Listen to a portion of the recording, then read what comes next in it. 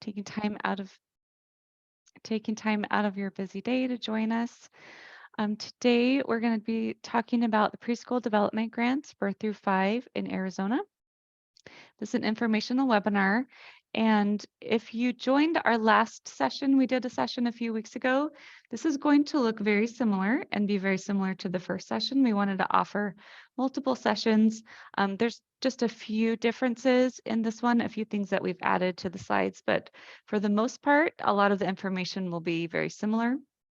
And that session has been posted on our website, which is available in the slides as well. Oops. All right, let me go to the next slide. Can you see my slides? Can you see my screen? You Yep. can? Okay. Yes. I think I did that last time too, or I didn't see the box around the screen and it worried me that you couldn't see it. All right, my name is Brooke Colvin. I am the Director of Early Childhood here at the Arizona Department of Education. We won't do introductions with all of our team. We did that last time, but here on the slide, you will see everyone on our early childhood team. Our team has grown in the last few months, and we have lots of wonderful people on our team. We have added which specialist is serving which region of the state. So we have 5 different regions. We have central, eastern, western, northern, and southern. And we have specialists that are serving each of those regions. In addition, we have literacy specialists and a data and finance specialist, as well as a program manager of our CLSD grant. And all of our contact information is on that link on the slide. So you can reach out to us. We have office hours, email, and desk phone, and that is our team. If you would like to introduce yourself, go ahead and find the chat and you can put in your name and your organization that you're with and maybe your role. What else could we add today? Maybe something that you love about February. Maybe you found something cool in February that I didn't know about. You can go ahead and introduce yourself in the chat so we know who's joining us today.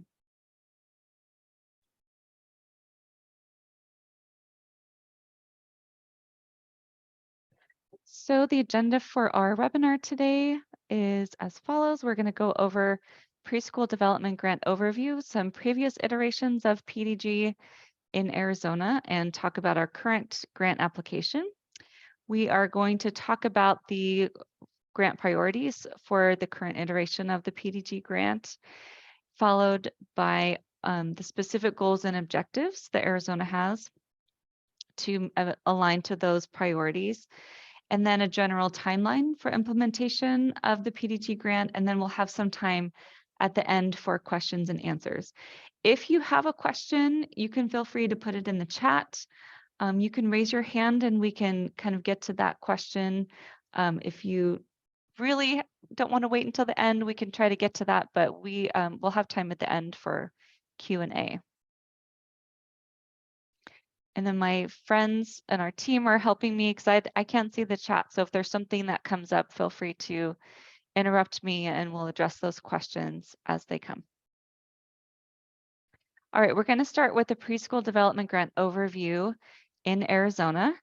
And I realized in the last recorded session, I made a mistake, and I'm willing to admit when I make mistakes, but the previous iteration, I had said that it was a 3-year grant cycle, and Lori Masur reminded me that it was a 4-year grant cycle. So hopefully I have the dates correct. But ADE submitted the application in 2014 for the first iteration of the preschool development grant. That was a 4-year cycle with a limited no cost extension in 2020. The main priority for that PDG grant was to increase preschool slots, and those were specific for 4-year-old children in high needs communities. And those grants were awarded in a competitive application each year. Some of the priorities for that grant were to improve quality in participating programs, and that included participation in the Quality First program, the Early Childhood Quality Improvement Process, or EQIP, Data integration was included in that, as well as overall systems building within the state. So again, that grant cycle went through 2019, and Arizona was a part of that process. In 2019, the PDG grant renewal was open, and Arizona was eligible to apply. As part of that grant application, it was required to complete a comprehensive needs assessment and a statewide strategic plan. So that was a multi-month, multi-agency and regional opportunity to look at early childhood at a state level and to prioritize some different areas that we wanted to focus on in that PDG grant application. So there were 7 local planning communities that were established, or LPCs, and out of those LPCs, there were 5 priority areas that were established for that PDG grant application. And so those priority areas included childcare deserts or childcare gaps, inclusion, early language and literacy, and then 2 components within workforce development. One was focused on professional development and coaching, and the other was on degree completion. So Arizona completed or submitted an application in November of 2019. It was a highly competitive process. Arizona submitted a really strong application based on all the data that was included from those and information from those LPCs. Unfortunately, we missed the cutoff by just a few points, and Arizona was not awarded that PDG grant in 2019. However, those priority areas still continued, and the work still continued. That need still existed in the state to meet those priorities. And so ADE and other early childhood agencies has continued to work on those priorities, even without being awarded that PDG grant. So moving forward to 2022, the PDG B5 grant renewal process or application was reopened, and thankfully Arizona was eligible to apply to that grant. We were one of 25 states that was eligible to apply. The funding award was announced in September. There was some planning, multiple planning groups and meetings with different agencies happened in the fall between September and November. The application was submitted November 7th, and we were very excited to find out that Arizona was awarded the full amount that we applied for, which was $14 million per year.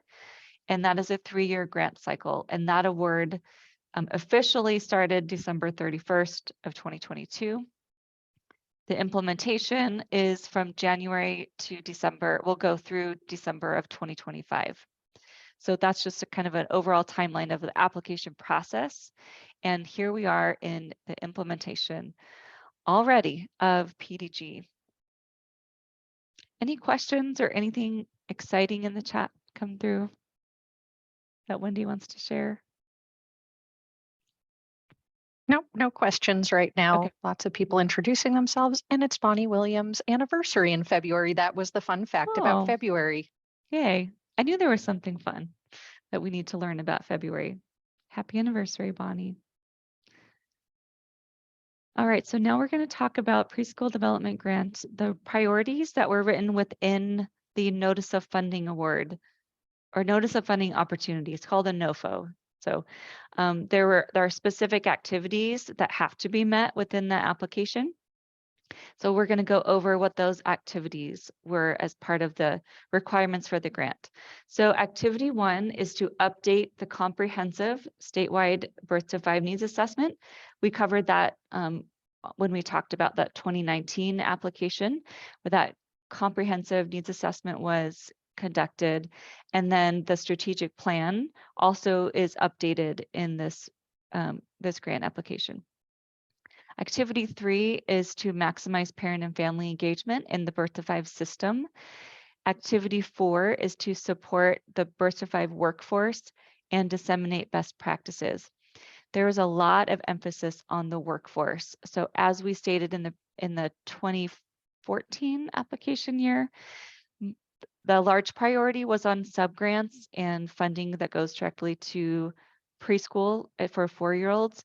And this PDG grant has evolved over the last few years, and there's really been a large focus on supporting the workforce in addition to providing subgrants to programs for children.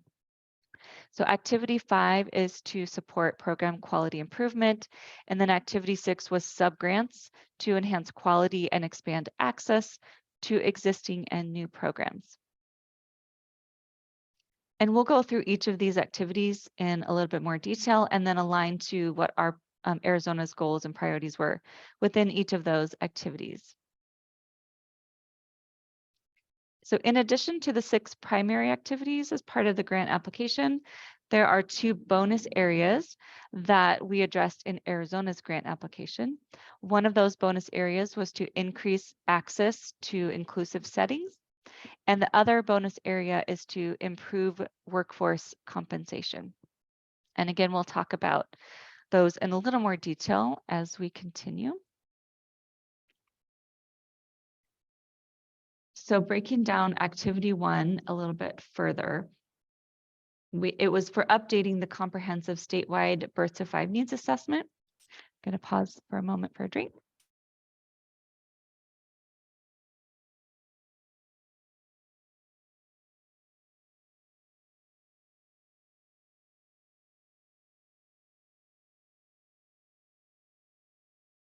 Okay. So as you can see on the slide, there are approximately 2,500 licensed early childhood care and education providers in Arizona across a mixed delivery system. That's an estimate. There may be a little bit more than that. Sometimes I've seen that number be in the 3,000 range, sometimes a little bit less. That's an estimated number of providers across the state, and that is in a mixed delivery system, which includes center-based programs, family providers, public schools, and small group homes. So as we all know, the pandemic had a significant impact on the early childhood system across the state.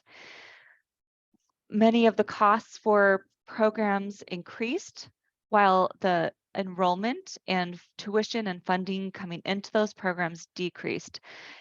We are still seeing the effects in those programs with significant staff shortages, trying to keep enrollment numbers up. So it varies quite a bit across the state. Some programs have a long waiting list still, and some are struggling to fill those to fill the slots in the capacity that they have. Some of those wait lists are due to staff shortages. So there's a lot of effects from the pandemic that are still continuing into programs. Many of you know that firsthand, the struggles and the impact that COVID has had and that pandemic has had on programs. Compensation, competition, that's a tongue twister to say, but really it seems like everywhere else outside of education settings that compensation and wages has been increasing. So for example, entry-level jobs at a fast food restaurant, they're making $15 plus an hour. And it's especially in early childhood, those teacher assistant positions or support staff positions, the rates haven't really kept up with other industries in the workforce. So for all of these reasons and many more, the funding for PDG is coming at a really great time to help support programs who are struggling to meet the needs and are still dealing with these effects from the pandemic.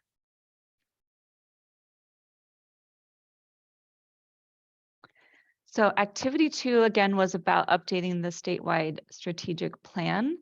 And some of the updates and the positive outcomes that came out of that 2019 strategic planning include the launch of the Maplet tool, which was developed in partnership with Read On Arizona. And the Maplet tool combines several different data sets and is a really great interactive tool to see the data at programmatic levels. And there's so many different features. They just launched the update of the Maplet tool, which they're calling Maplet 2.0, and it has many additional features. You can pull reports, you can see, poverty indicators, you can see, and it goes from, it shows early learning sites as well as pre-K to site, any site that serves third graders. You can see their ELA data, their math scores, and it's just a really comprehensive, wonderful tool. If you haven't had a chance to look at that tool, maybe we can share it in the chat, or actually it's linked on the slides as well. So inclusive settings, there has been, it seems to have been a slow progression of increasing inclusive settings in the state, but there has been additional training in the itinerant model. And we've also seen gains in other early literacy initiatives, including the Comprehensive Literacy State Development Grant that ADE oversees, and just increasing early literacy training and coaching. Many sites and early childhood sites and educators are being trained in letters, which is, this is going to test my memory, language essentials for teaching of reading and spelling. Did I get that right? Sometimes it's hard to remember all the acronyms in education. So there are several hundreds of early childhood educators who are being trained in the science of reading and receiving literacy coaching. And so there are several initiatives that are increasing early literacy as an outcome of strategic planning and identifying the needs in the state. With regards to school readiness, we are launching the kindergarten entry assessment. Some of you might have heard about this, or it might be a new thing if you're not involved with kindergarten schools, but I'll just go over it really briefly. But this year, all kindergarten teachers and educators and administrators are being trained in Teaching Strategies Gold, which is the state board approved tool that will be used for kindergarten entry assessment. So this is not the same as an early kindergarten entry assessment. We've had some questions about that. This is for all incoming kindergarten students. So this is a baseline year where schools are assessing 25% of their kindergarten students, and next year, in the next school year, all kindergarten students will be assessed using the Teaching Strategies Gold tool. So we are really excited about the KEA and about the data that we'll have soon on kindergarten, and we'll be able to look at longitudinal data to see, are these early childhood programs really preparing kindergartners for school, and be able to meet them where they're at and see all of their indicators of school readiness. So we're excited about KEA. All right, sorry to go off a little bit on that, but just wanted to explain a little bit more. All right, moving on to activity 3, which is to maximize parent and family engagement in the birth to 5 system. So some of the goals and priorities that Arizona has around this activity are to enhance Arizona's statewide family engagement center and resources, both providing additional digital resources. There is a statewide family engagement center as part of on the Read On Arizona website. So enhancing those resources in a digital platform, but also enhancing resources to families at the local community level. And those resources will also include family engagement learning cohorts, designating parent majority special advisory committees to inform a needs assessment. So really getting at the local level to see what families need to support them, and expanding resources and training to parents and families in those communities. In addition, we are also going to be establishing additional regional family engagement hubs, and those are already in existence. I believe there's 25 or 26 hubs established, and if I'm wrong, please correct me if I have that number incorrect, but there are existing regional family engagement hubs. With the funding with PDG, we plan to increase an additional 4 family engagement hubs over the next 2 to 3 years. And then again, providing additional training and programming directly for families in those communities.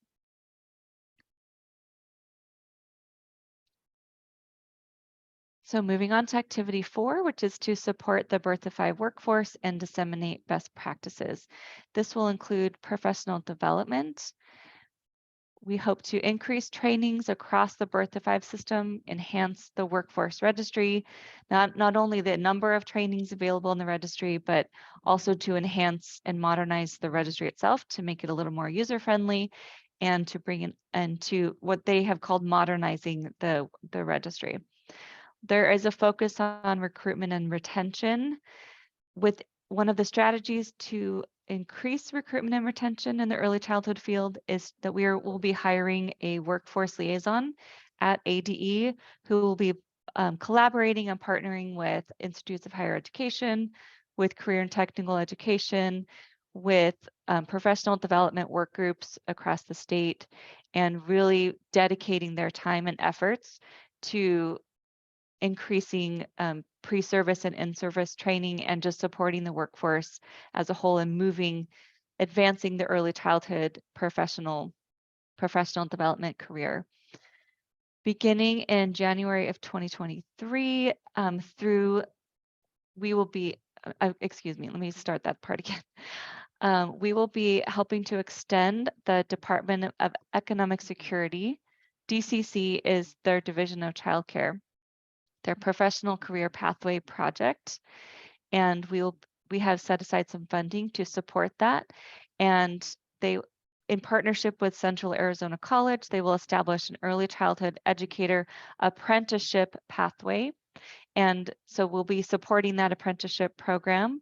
We're excited that DES will be offering that, and also supporting career and technical education programs, providing mini grants to those who are participating in early childhood programs in high school in those CTE programs.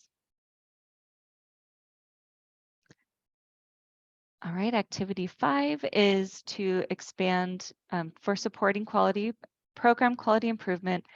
We are in the process of updating our EQUIP manual. EQUIP again stands for Early Childhood Quality Improvement Practices. And we hope that that new manual and guidance will be available this year. We don't have a month yet or a date. We have some estimated time, but we have worked intentionally at increasing or updating and revising those standards. There is an additional standard on inclusion that will be added to the new EQUIP manual. We will also be updating the program guidelines for high quality early education, birth through kindergarten. That is a mouthful. So if you see PGHQ stands for Program Guidelines for High Quality, sometimes we flip that around and it's High Quality Program Guidelines, but either way, that stands for the Program Guidelines, which were published in 2010. So they are 13 years old and ready for revision. So later this year, we plan on kicking off the revision for those program guidelines. In addition, we have professional development opportunities that will be under this activity. We are providing, in addition to a focus on the workforce, there's also infant toddler. So expanding access to infants and toddlers is another priority for this grant. So some of that includes professional development it's called Program for Infant Toddler Care, PITC. And we plan on having train the trainers participate in that for high quality programming for infants and toddlers, and then also expanding letters for early childhood, which is in the science of reading. In years 2 and 3 of the grant, those who are receiving sub-grant funding will also be able to expand their Quality First participation in years 2 to 3 of the grant, because we know that some of the funding that's currently supporting Quality First participation will end in 2024. So those who receive the sub-grants for PDG will be able to continue their participation in Quality First moving forward for 2 additional years. All right, sorry for all the talking. I know you're probably already tired of hearing from me, so please interrupt me if you have any questions. But otherwise, I'll keep going. This is activity 6, which is subgrants to enhance quality and expand access to existing and new programs. So we have 2 priorities within the subgrants to increase access. And one will be infant toddler startup and expansion. So $5 million of the grant has been set aside for infant toddler startup and expansion in high needs communities. This will happen in years 2 and 3 of the PDG grant. And this will happen through a competitive application process in high needs communities. The cost for these subgrants will include furniture, materials, licensing fees, anything required to either open up new infant toddler classrooms or expand current classrooms to be able to provide care for infants and toddlers. We know that that's very costly, and it includes a lot of furniture, maybe some changes, some structural changes to meet the needs of infants and toddlers. And so there has been funding set aside to support that. So one question that we got in our last session that we have discussed since then is, will programs who are receiving high quality early learning funding or HQEL grant, will they be eligible to apply? Because currently those programs are serving only preschool students. And the answer to that is yes. So the infant, toddler, startup, and expansion grants will be eligible or will be available to HQEL sites based on eligibility, and it will be a competitive process, but we will include in those high needs communities, the HQEL sites will be eligible to apply for those expansions. So the second part of the subgrants is for actual slots or seats in the classroom. One thing that's exciting about this PDG grant, as I mentioned, was that it expands care to infants and toddlers. Previously in Arizona, that priority has been for preschoolers, but this year, this iteration includes infants, toddlers, and preschoolers.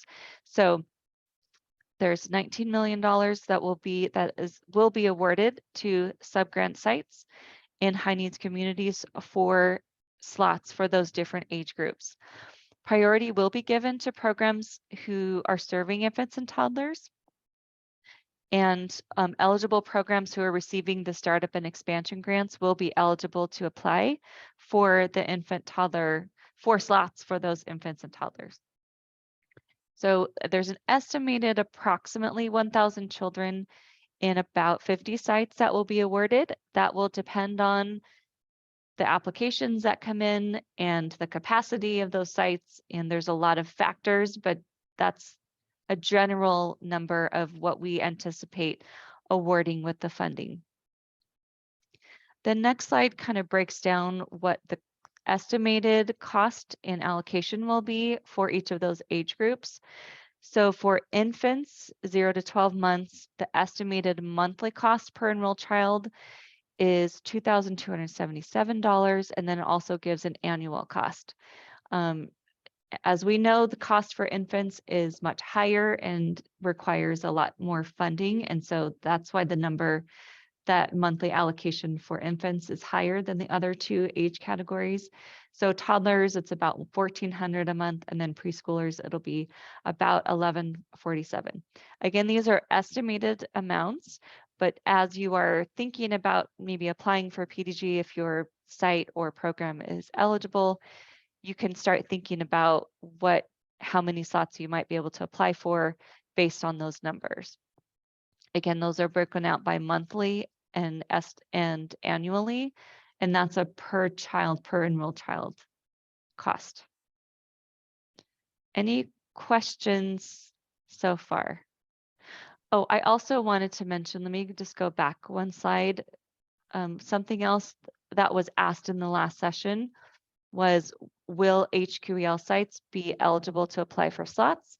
And the answer to that question is yes, based on eligibility. And again, this is going to be a competitive application process, so there is no guarantee, but we are going to open it up to HQEL sites based on eligibility.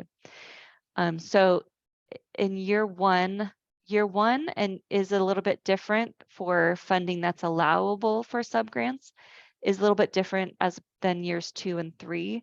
So year 1 will, years 2 and 3, there's a little bit additional funding is what I'm saying. A higher percentage. So year 1 is only 60%, but years 2 and 3, 75% of the funds can go out to subgrants. So our plan right now, and we'll get to that in the timeline in just a moment. The plan for subgrants is that it will be a competitive application process this year in 2023. And then in years 2 and 3, it will be a continuation. So it will not be a competitive process or application process every year. But because the funding increases in years 2 and 3, there might be opportunities to expand to additional slots, or, you know, if you only apply for infant toddler slots in year 1, you could maybe expand to preschool slots in years 2 and 3. Hopefully I explained that well. We do have one person with their hand up who says that she has a question. Go ahead, Leslie. So I'm kind of just going out on a limb here, but I assume, and maybe you'll go over this, I hope I didn't miss it, but there is going to be, say that we're awarded, is there going to be income and all that guidelines for children who qualify for these slots? So Yes. is that going to be processed similar to the first PDG grant? Yes, good question. So yes, families, there will be an application process for families similar to PDG, similar to HQEL, but yes, families, and that criteria will be provided in the application process. And we have application templates that you can use, but yeah, they'll have to meet a certain threshold. And then I'm assuming, so I do know that you said that this will be eligible to those that receive HQEL, and we are lucky enough to be a recipient of HQEL. So if we were lucky enough to also obtain this grant, obviously, well, I'm saying obviously, but we're not going to double dip. This would be for, if we received the new PDG, it would be to open additional classrooms and service additional children. Is that accurate? Right. Yes, this would be for additional slots and additional children. So keep that in mind as you are thinking about applying and what your capacity is at your site. It will not be for, so HQEL funding would be for one classroom or one child, but you wouldn't be able to use it for the same children. Okay, thank you. You're welcome. Good questions. Any other questions before we move on?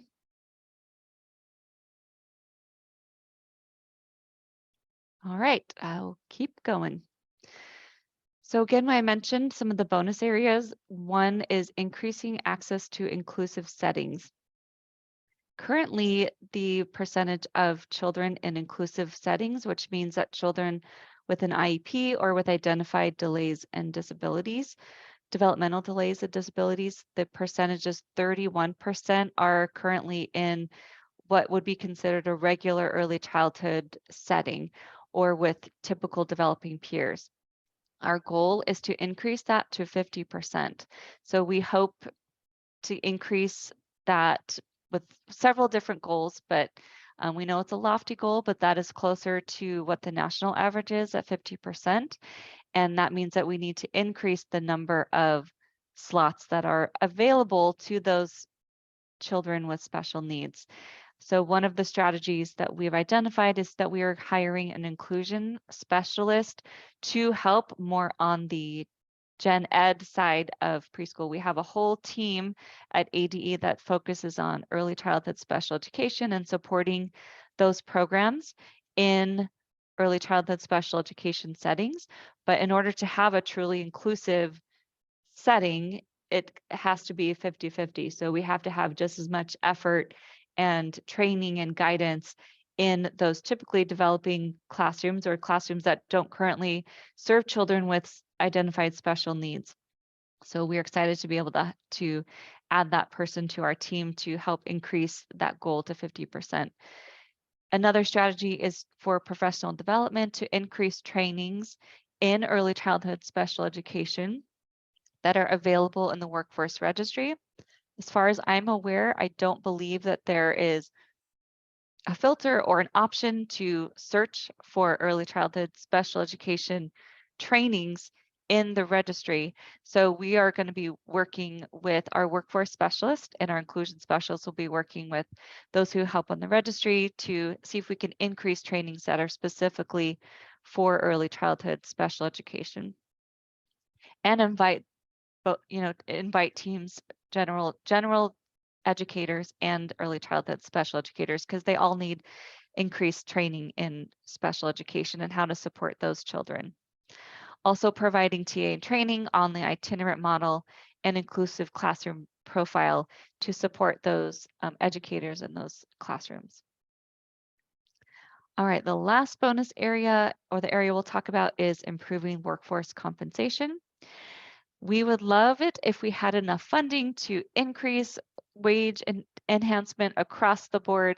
Unfortunately, there's not enough funding to do that. We would love to do that, but what we are going to pilot is all of those who are receiving the subgrants will be, will ensure that they are compensating their staff based on the most updated Arizona educator salary scale, and that their compensation is similar to a kindergarten teacher, or a qualified kindergarten teacher, similarly qualified. So a teacher who is certified in early child education and teaching in preschool should have a similar salary to a certified kindergarten teacher in the same area.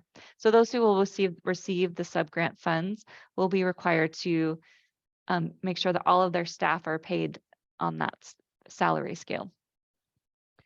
Blending and braiding of funding, we know, is a wonderful strategy to support the workforce and can be complicated and tricky, but a really great skill to be able to layer funds and support as many children as possible, and also increase compensation for the workforce. So we plan to update our funding manual and then provide additional training and resources on how to blend and braid funding. Suzanne Perry, who's the Early Childhood Special Education Director and 619 Coordinator here at ADE, she and her team recently provided some webinars and training on blending and braiding funding. So they already have a Padlet and some really great resources that we can share with the fields in this strategy. All right. We have two people asking about the educator salary scale. Is there somewhere that is easily accessible? Oh, that's a good question. That was conducted by DES, I believe, and we will find that. We'll find it and we'll post it on the PDG section of the website.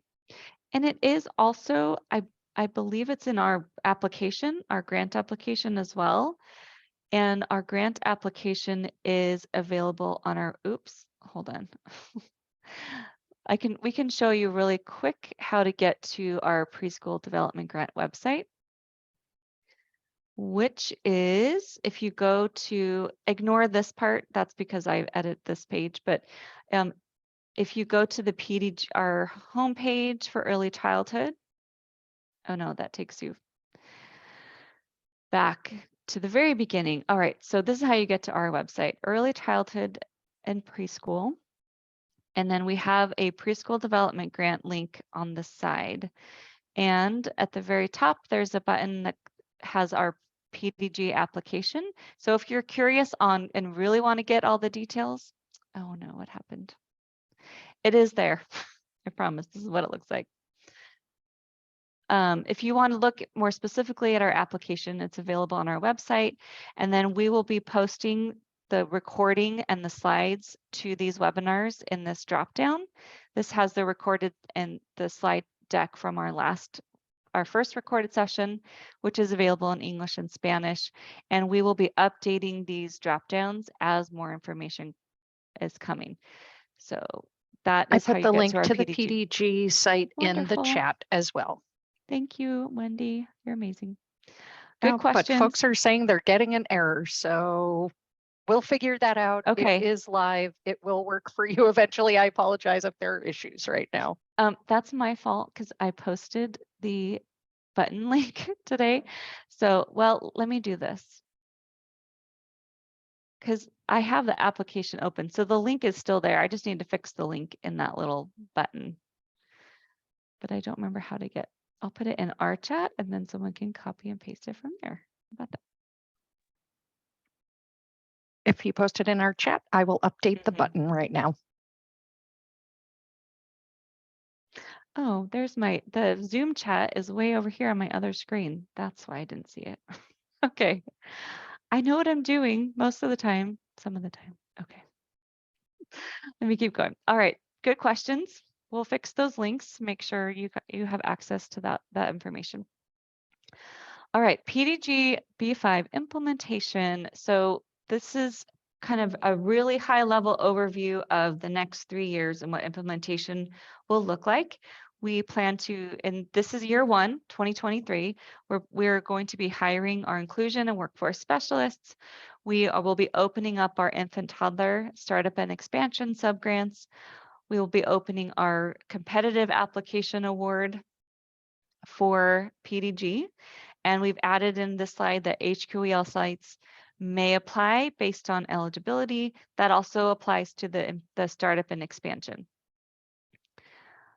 Our mini grants to the career and technical education programs, scholarships. Oh, I forgot to mention the scholarships to Arizona Teachers Academy.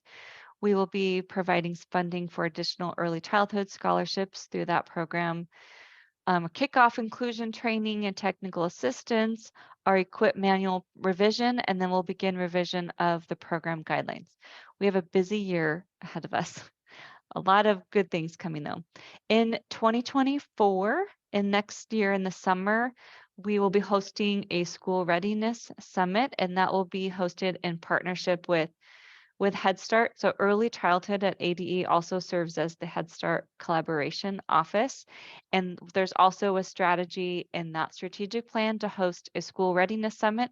So we're going to combine efforts and offer that in the summer of next year. It's been a while since we've done an in-person conference, so we are excited to be able to offer that next year. We're going to be expanding those family engagement and literacy hubs, enhancing the workforce registry, providing funding to that apprenticeship program we mentioned, increasing professional development to the field, and then that quality first expansion for subgrantees starting in July of next year. So this kind of breaks down a little bit more the timeline for year 1. January to February is we're planning and hosting our informational webinars. We don't have additional webinars scheduled yet. We had one in January, one in February, but we will, as more information comes, we will post that on our website and make sure you all know about that. In March, we'll be hiring our inclusion and our workforce specialists, and we plan to post the eligibility list for the subgrant funds. We'll be posting that in March. We don't have a date yet, but the date is coming soon. In April and May, we will open up those applications for subgrant funds. We don't have a date yet for equip revision review, but once we go through all of these standards, we will be posting that for review and public comment. In June and July, we'll be reviewing applications and awarding those programs who will be receiving the subgrants and expansion funds. In August and September of this year, that's when the subgrant programs will begin. And we will also be kicking off our revision of the program guidelines coming up in this fall, August and around August and September timeframe. And then October to December, we will really be focusing on technical assistance and program monitoring to those receiving funds, and then also starting professional development for those programs and for those programs that we mentioned, those vendors. All right, I got through everything that I had on the slides, but I'm assuming there's probably more questions. So please let me know what questions you have. Hi, it's Leslie. I'm always going to have a question. Sorry. Awesome. Can you go back one page so I can see the timeline? Absolutely. That was an easy question. Well, yeah, there's more. I'm sure. So I understand that this is years 2023, 2024 through December 2025. And I understand that that is not particularly conducive to a LEA or a school district.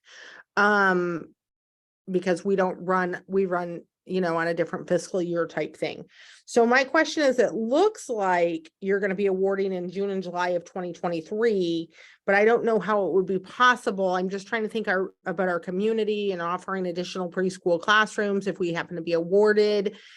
When would you anticipate classrooms being up and running?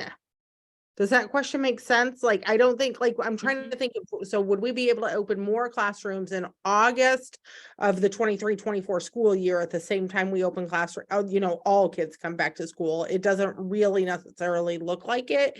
Am I thinking correctly, or can you help me with that? Yeah, so that was the plan. It is by August to have your classrooms up and running so you're ready to kind of align with your other school year, with the rest of your school year. Now, as far as funding ending December 2025, we are aware that that's right in the middle of a school year. So, you know, we can't guarantee this, but there could be potential opportunities to do a no cost extension if we get to that point and there is still funding available to be able to finish out that last school year. That's the ideal timeline. That would be wonderful, but that has a lot of factors and we aren't there yet in discussions with our federal project officer yet. We have to wait till we kind of get to that school year. But I hear you, like that's a tricky time to end funding in December of a school year. But usually there's a liquidation period after that. And so we're hoping, and there might be some opportunities to continue that to finish an actual school year. Thank you. That makes sense. But am I still understanding that we might not find out whether we receive the grant until as late as July of 23 and then hopefully opening classrooms in August and September? Is that accurate? Or would we receive notification of receipt prior to June or July of 23? Right. This is an estimated timeline. We would not anticipate, you know, awarding in July and then you have to start in August. This is just an estimated time frame, but with the applications being open around April to May, it would probably be June at the latest that you would be awarded and then at least have a few months to get classrooms set up and ready for the next school year. All these dates are subject to change and aren't really specific dates, just a general timeline. Thank you. Good questions.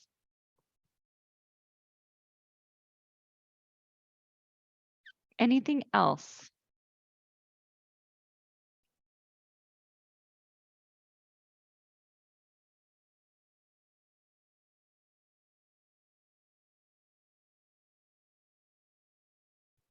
That's surprising. It's kind of quiet. Maybe everyone's tired. It's almost 4 o'clock on a Wednesday. It's Wednesday, right? Yes, it's Wednesday. I don't know if anyone else has a hard time keeping track of days, but I sure do. Question. Okay. Did you make mention, and perhaps I just missed it?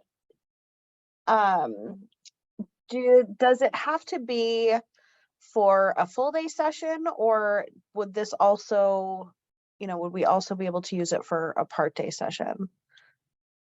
That's a good question, and you did not miss it. So more than likely, this will be patterned after how our high quality early learning grant is patterned after. So, which does allow for a partial day. So you apply for an FTE, which is a full-time equivalent of a student attending full-time. But if you split up your funding between, half of your funding goes to this student and half goes to this for a partial day, then that's acceptable. Does that make sense? Hopefully, as long as you're, again, what someone said, not supplanting or double dipping funding sources for the same, time of instruction for that child, then you could split it between children.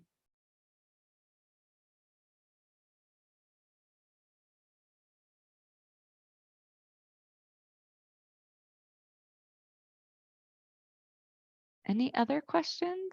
Okay.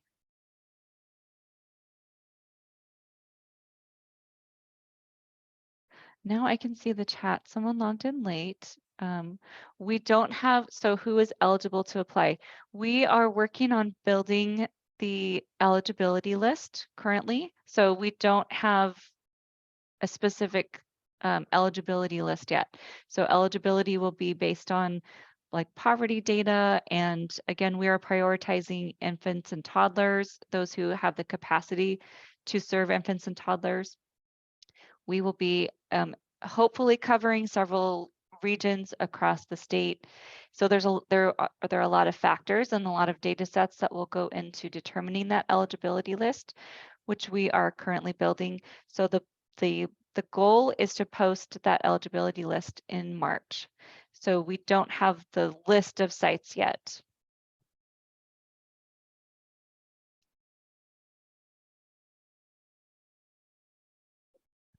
Any other questions?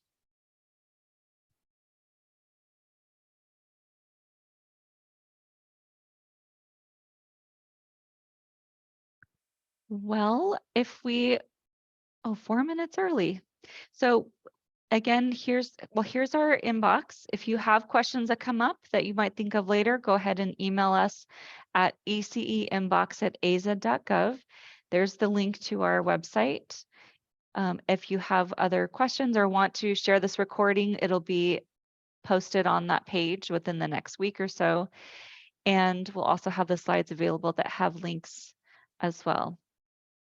Well, thank you all for joining today. Appreciate your time, and more information will be available soon.